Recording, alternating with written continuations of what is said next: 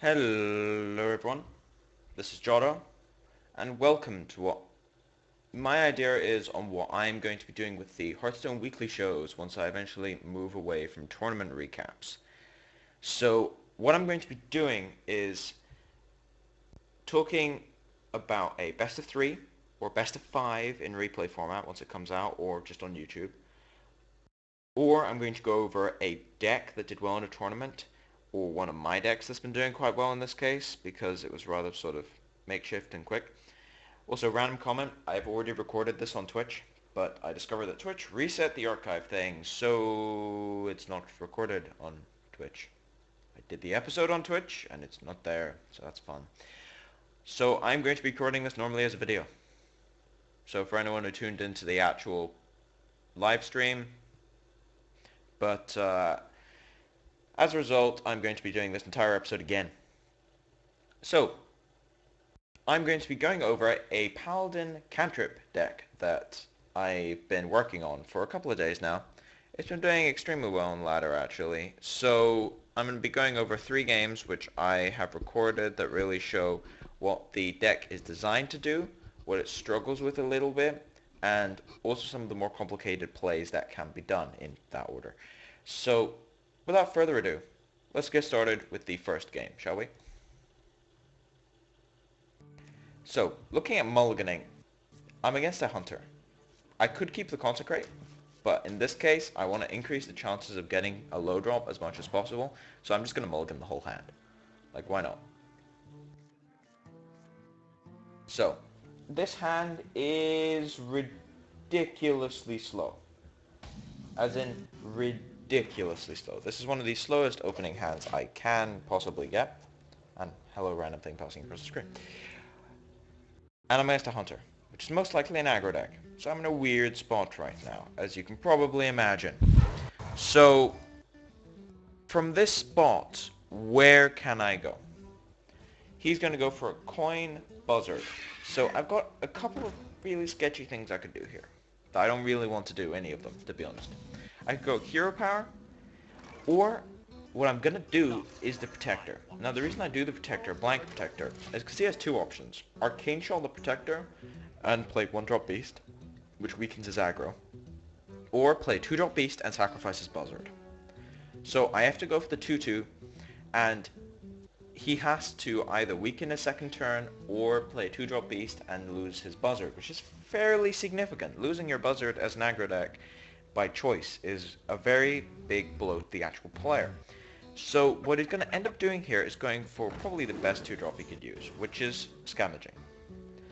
And he doesn't want to be open to a noble sacrifice or anything, so he's just going to trade. So he now has a 4-3 instead of a 2-2 and another 2-2. So the protector did his job. I do have to deal with a 4-3 now, but I'm not too worried. If he develops his board, I can consecrate. If he doesn't develop his board very much, I can truce over. If he goes for like a Misha or something, I can just truce over it away. Or Hammer of Wrath, the Starving. Not Starving. Scavenging. That's a buzzard. Whatever. I'm an idiot. Anyway. So, he has a couple of options here. He either builds his board position and goes for me, or he has to remove this thing, which is not something he wants to do, and trade with it and get his hyena removed. Now he's going to develop his board position. Now I was expecting him to go straight for me, but he doesn't. I don't understand the logic here, but he doesn't. So as far as I'm concerned, this is the most consecratable board I've seen in a long time. So I'm just going to go with the AoE board clear, get all the stuff I am annoyed with, that I need to get rid of, out of the way. Fairly significant when you think about it. So, now we're in a very good position for me. He's used up both buzzards. He's used up a Timberwolf, a Scavenging Hyena. He's going to go for the Animal Companion. Misha I can deal with in a multitude of ways. Primarily Truce Over. However, what I end up top decking is Sylvanas Windrunner. Now I've got a couple of options here. I go for the Sylvanas. Now the reason I go for the Sylvanas over Truce Over is by playing Sylvanas, he can't develop his board. If he trades, he loses his Timberwolf. If he develops his board, then he could lose something that's like playing the lottery. And if he removes it, he could lose his Misha. So he's in a very compromising situation right now, whereas True Silver was slightly more vulnerable to weapon removal. Now, what we're going to see out of him really does make this Sylvanas possibly the best single effect you can get out of it. It's just going to ruin his day. So what he's going to do is attack me and then play a Houndmaster and target the Timberwolf, which is a very queer play, where he's going to make everything on his board a good Sylvanas target, and then he's going to do 8 damage to me. So what I'm going to end up doing is attacking the Misha, sacrificing my Sylvanas, stealing something, and then hammering whatever I don't steal. Now, ultimately, the small misplay I could have done better here is probably hammering his Timberwolf. Trading and stealing his Houndmaster, although ultimately it doesn't really matter. It is a small misplay, which, yeah, I am sorry for. But the reason I played the Hammer first instead of the Novice is because Loot Hoarder is a better play for me instead of the Novice in this situation. So I'm just going to go for the Novice. But anyway, stealing the Houndmaster would have been slightly better. Now, at this point, he's either going to build his board, which shows that he's still going to contest board position with me, or he's going to remove everything, which is what he ends up doing. Which means he can't contend for board position. If he's in a defensive position like this, it means I can go on the offense because he has to focus on removal. It's not even optimal removal. It wasn't a multi-shot, for example. It's a 2-for-1. So, at this point, it's a green light for me in multiple ways. I can go for the draw engine this turn, or the Argus to save my Novice from the obvious explosive trap. I decided not to because I'm going to have a very damaged board which is vulnerable to explosive shot and explosive trap. So I'm not going to go for that. There is literally no point in me going for that. I realize I'm sinking through the bottom of the screen. So what I'm going to go for here is the double draw. The reason I played the Novice first is because I want to draw a card before playing my Azure Drake, see if it's better.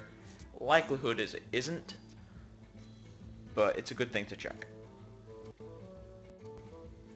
Now, at this point, while the health totals are still in his favor, the actual game isn't. He's starting to lose control of the game. There's not much he can do at this point. And he has to go on the defensive with offensive minions. Things like Jungle Panther are designed to be offensive, but in this case they're defensive. And going for the River Croc, normally that protects against AoE, but in this situation I have spell damage. This is why Azure Drake is so powerful. Draws a card and spell damage, so I'm just going to consecrate his entire board and just deal with it that way. So, after consecrating, there's pretty much no way out of this, actually, for him. I'm going to consecrate, build up my board, and the rest of the game is me just powering through and continuously ruining his day. So, what happened in that first game? It was basically, I was playing as an aggro deck with a fairly slow hand. And the first turns were kind of sketchy. But as I moved into the mid-game, I started taking away his advantage while building my own card advantage and trading efficiently. And so once we get to the mid to late game, this is turn 8, keep in mind. Mid to late game, this happens really at turn 6, 7. Start to take over the game, so at this point, this is a position where he can't come back. And if you look at the hand size, I have 3 more cards on the board, and I also have 4 more cards in my hand. So it's a very large advantage card-wise. So, having said that, we're going to move on to the second game. Now, this was a very difficult game to play, actually. This was a very sketchy game, something which was quite close and didn't need to be this close. But ultimately, it was this close, and it was weird. So, from here, and yeah, I'm just going to turn up my sound level a little bit, because I realize that's quite low at the moment. So, going into the second game, this was against a rogue. If we look at mulliganing, I'm just sending back the Azure Drake and the Defender. The reason I keep that hammer is to deal with SI7, which is not something I want to deal with normally. And the other one is Harvest Golem, which I'm obviously going to keep because I'm going second. Or in general, you keep Harvest Golem. Let's be honest here. It's one of the best 3-drops in the game. Now, what I get back here leaves me with a very good hand. I've got AoE to deal with any aggro starts. I have now their Peacekeeper to deal with any buff starts. And Harvest Golem deals with things in general. Now, Argent Squire is an interesting card to see. For me, this green lights aggro deck, it green lights buff deck. That's why I'm expecting buffs. So for the entire game, I'm expecting buff cards. You don't play Argent Squire unless you have probably 2 Dark Iron, 2 Shatter, 2 Defender. That's what I'm expecting to play against. So, he didn't have a 2-drop. Now this really does signify later in the game with the plays I tend to do, where I'm not scared of certain things, because he has no 2-drop. Now by playing the Golem here, nothing he does is an efficient trade, which is important. Nothing he can do is an efficient trade. He could backstab it, he could eviscerate it, I guess. He could trade, and Shiv is probably the best option he has. There isn't really a 1-for-1 trade he can do. So, apart from maybe Perdition's Blade. Perdition's Blade would be sort of a 1.5. Because he'd use the durability and he'd use an activation, and then he'd also use the Divine Shield. So there really isn't a good play for him here as far as dealing with the Harvest Golem. But he still has to deal with it. It's going to really mess up his aggro if he does not deal with this Harvest Golem. So he is going to deal with the Harvest Golem with a backstab. Now, what I was expecting here was him to trade with it. He was thinking about it, but he doesn't. He goes for me and then goes for the Defias. Now, quite why he did that, I don't really understand. In this situation, I know he doesn't have a 2-drop. He doesn't have the ability... He doesn't have a 2-drop, so I'm just going to go for Loot Hoarder, waste his turn. He's probably going to Hero Power this is what I'm expecting, which he does end up doing. And he doesn't have a 2-drop, so there's nothing he can play. And next turn, I have a Consecrate, which I can use. So again, we see this early aggro really did sort of gain a little bit of momentum against me. And at this point, it looks like I'm sort of in trouble, but we're on turn 4 now. And turn 4 is the most important turn for these kind of decks. It's when AoE becomes available, it's when these 2-for-1 minions become available, it's when things like Gnomish Inventor come online. A very important turn is turn 4 in cantrip decks. Cantrip decks rely on AoE and cantripping, that's why they're called that, to actually win the game. Card advantage, winning. And at that point, now we've reset the board. He has enough mana to really throw something out, but we have reset the board, so there's a lot of things we don't have to worry about, primarily buffs. Now he's going to go for the Harvest Golem, and as I said before, he doesn't have any 2-drops, so he can't curve out his Harvest Golem. Now I've got a couple plays here. The play I end up going for is the Peacekeeper. I could have gone for the Truce Over, but by going Peacekeeper, he has a 1-3, I have a 3-3.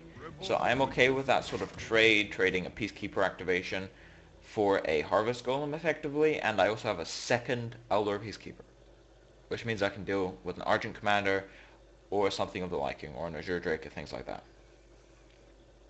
Also have an Arching Commander next turn, so I can deal with most things. The Assassin's Blade, however, is not something I particularly expected going into this situation, but he's going to use the Assassin's Blade, and he's going to trade the board. Now, at this point, he's ahead, and this really does show the level of pressure which I'm under right now. If you look at my hand, as I just paused the video, I don't have a good play. There isn't a good play in this situation. All the cards in my hand are not particularly nice to play. Truce Over, Hammer, wasted value. Argent Commander, I don't get the surprise effect, which I normally have with Argent Commander. Things like that. Avenging Wrath, pretty pointless here because he gets a 2-1 instead of a 1-2. So I have to go for the Argent Commander here. I have to put some pressure on him, maybe force him to go for some sort of attacking it with Assassin's Blade, take 8 type play. So I'm going to go for the Argent Commander here, pressure him a bit, and just see where he takes this. In my mind, he is still ahead because he has his weapon and I don't have weapon removal. But we'll have to see where this sort of situation will lead us. And I need to turn on the light. And hello, random pop-up. Yes, the one disadvantage to having media player. Give me a second.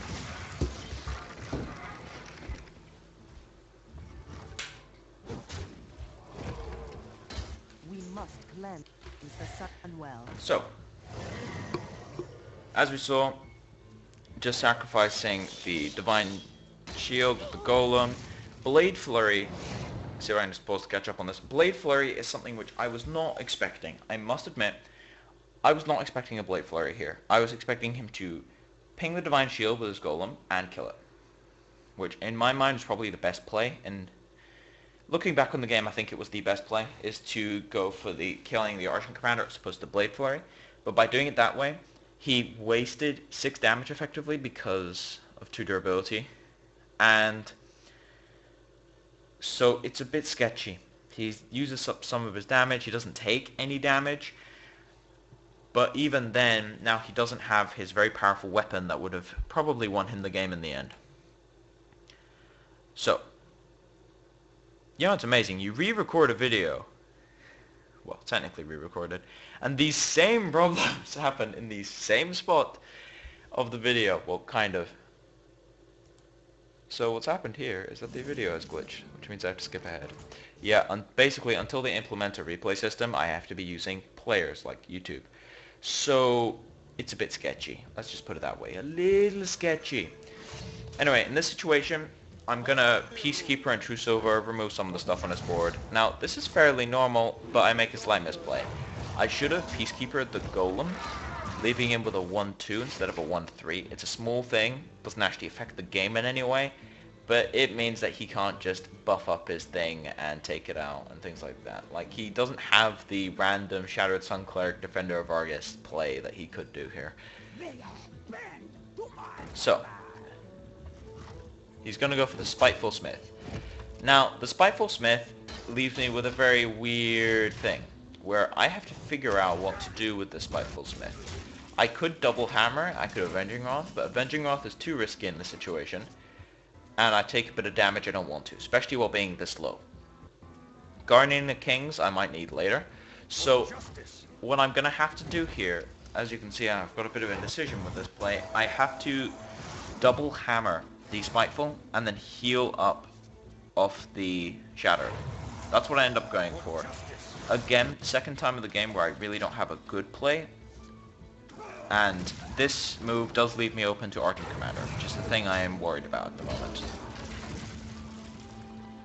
So what we are actually going to see is an Archon Commander, which was fairly expected considering the fact that I just used both hammers. So we're going to see this Archon Commander come in, and he's going to keep pressuring me. Now, I have a couple of options here. The primary one which I'm thinking of is either draw and then give it taunt, or draw and heal. I'm going to draw and heal because a King's essentially skips his last turn because I heal back the 6 damage I took, and it also means that he has to deal with this at some point. He has to deal with it, and if he doesn't, he's on a 3-turn clock essentially. If he doesn't deal with this thing, it hits fairly hard. Now, he is going to bypass my Guardian. He's going to bypass my Guardian, go for me, keeps the pressure on, puts me in a bit of a weird spot. However, next turn I do have a Avenging Consecration combo. So Avenging Wrath into Consecration, so I can deal with this board effectively, essentially. However, if you notice, I'm in a rather sketchy situation. I don't have access to more healing. I need to give things taunt, things like that. However, the play I end up doing here, well, depending on the RNG of the Avenging Wrath, would have been different in various different ways. But the other option that I want to talk about on this turn is Consecration over Defender. Now, if I play Defender, I'm dead to Blade Flurry plus an Archon Commander. If I'm dead to Blade Flurry Archon Commander anyway, basically. But if I had played Consecration, I'm still dead to the Blade Flurry Archon Commander. However, I have a better health board, and I'm dead to the same stuff, so I might as well just go for the slightly better board. If you're sure. So I'm going to deal with his board using that. He's going to go down to 5, and then he doesn't have the cards he needs to deal with this, so he's going to tap out and concede. So, what did this game show? It, apart from the random glitches in the YouTube player, it did, however, show one of the weaknesses of this deck, which is dealing with early pressure effectively. In this particular situation, charge damage was an issue. I managed to get through it because of the Guardian. If I didn't have the Guardian, I had exactly 6 health when I died. That is how important the Guardian is against aggro decks. You need that Guardian. One of the substitutions you can make, which I'm going to talk about later, is Jotto for second Guardian. But first of all, we're going to move on to the third game of 3. Now, this featured a lot of weird plays that I had to do in this, because I'm playing against a druid who is playing a sort of ramp deck, but not really ramp. It's like ramp aggro type thing. It's an odd deck. It was an odd deck to play against, an odd deck to look at. So first things first, mulliganing. I'm going to send back Truesilver and Jotto. I'm going to keep the Ooze because it's an aggro play I can do early, and I don't need it for the weapon removal, so I'm just going to keep it, go for that, and I get a Loot Hoarder and a Harvest Golem. Now, normally I would prefer to go for the Loot Hoarder, but he ends up innervating a Harvest Golem.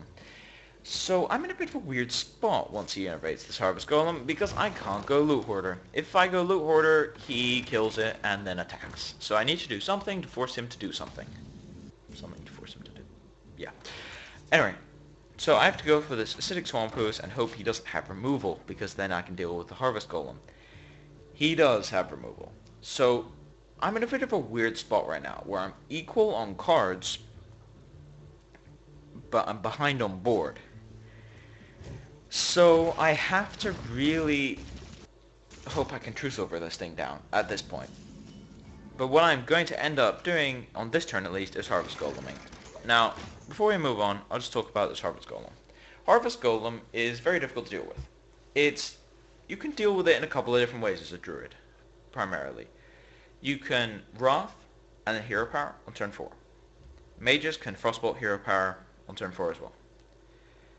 Now, he has a Harvest Golem, so if he has a second Wrath, he can deal with this. But he already used one Wrath, so I don't have to really worry about the Wrath as much. If he has a second one, kinda sucks, but at least I don't have to worry about a Wrath again for the rest of the game. So, he's already used a Wrath, pretty much a green light as far as the Harvest Golem is concerned. So, as we see as he moves on here, he is, instead of hero powering the Golem and then trading, leaving him with a better board position, he is going to go for the Novice Engineer. Now, the Novice Engineer is a bit sketchy here, because the Hammer was a nice top deck. I would have just used Truesilver if I didn't have the Hammer. So he's going to lose his Golem, and then he's going to lose his Novice Engineer. So he's pretty much forced to use his Damage Golem to kill him. More or less forced to use his Damage Golem to kill him. He could Hero Power this, which is what I was fully expecting him to do. But he doesn't. He uses the coin which he's had all this time. And goes for the Druid of the Claw. Now, Druid of the Claw in taunt form. This is something which I might have gone for the charge here, because pretty much every Paladin removal, apart from Consecration, would have dealt with this thing whether it had 2 health or 4. That's just how it works. Consecration and Hammer maybe, but you have to expect a Truesilver at some point, and you would have got in 4 extra damage.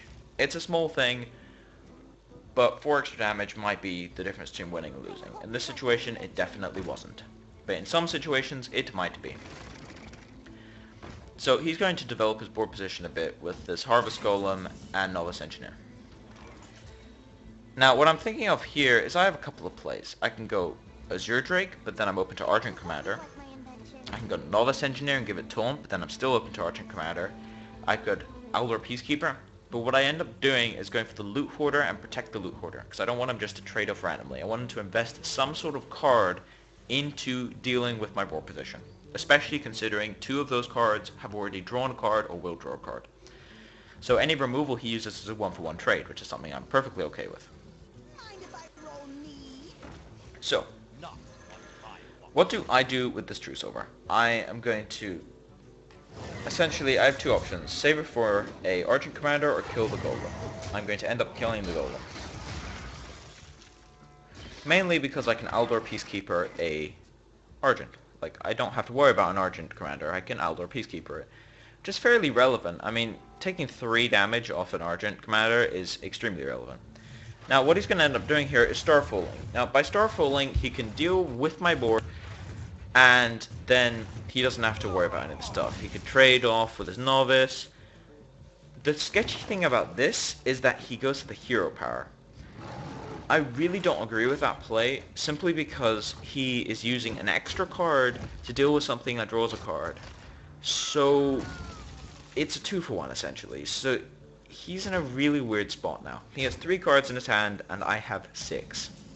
Well, 5, I'm going to draw one.